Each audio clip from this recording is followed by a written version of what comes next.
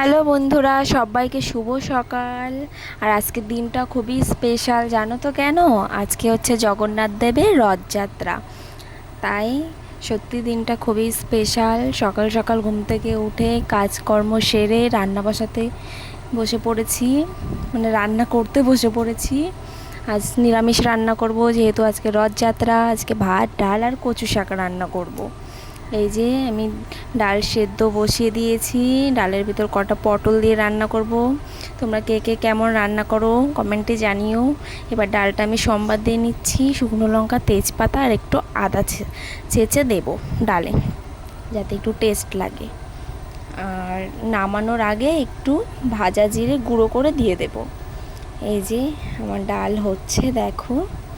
এরপরে এইসব রান্না বান্না সেরে আবার স্নান করে জগন্নাথ দেবকে কী ভোগ নিবেদন করব, সেই ভোগের আয়োজন করতে হবে।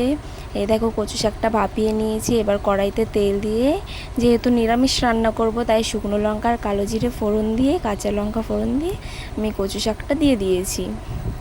এবার কচু শাকটা রান্না হলে আমরা সকালের খাওয়া দাওয়া সেরে নেব, তারপর স্নান করে গুছিয়ে ভোগের আয়োজন করতে বসে পড়ব। এই যে কচু শাকটাও হয়ে গেছে প্রায় আমার কমপ্লিট। এবার নামিয়ে নেব। এই দেখো আমি কচু শাকটা নামিয়ে নিচ্ছি। এই যে এরপর আমরা খাওয়া দাওয়া সেরে নেব। আর কে কে আজকে রথের মেলায় যাবে কমেন্টে জানিও। এই যে আমরা খেতে বসে পড়েছি। এই দেখো সবাই রেডি খাওয়ার জন্য, কচু শাক আর ডাল। তোমরাও চলে আসো খেতে। এই যে আমার বড় মেয়ে, ছোট মেয়ে।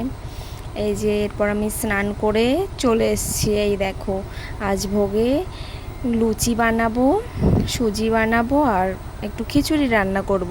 যেহেতু কালকে আমরা কথা বলে ঘুমিয়েছিলাম যে আমরা যদি কিছু স্বপ্নে দেখি তাহলে সেটাই জগন্নাথ দেবকে রান্না করে খাওয়ানো হবে।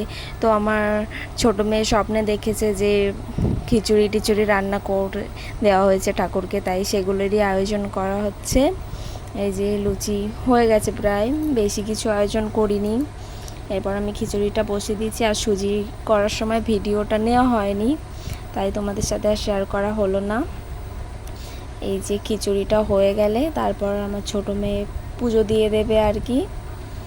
এই যে কমপ্লিট হয়ে গেছে সব। এই দেখো কি সুন্দর করে ভোগ সাজানো হয়ে গেছে ঠাকুরের।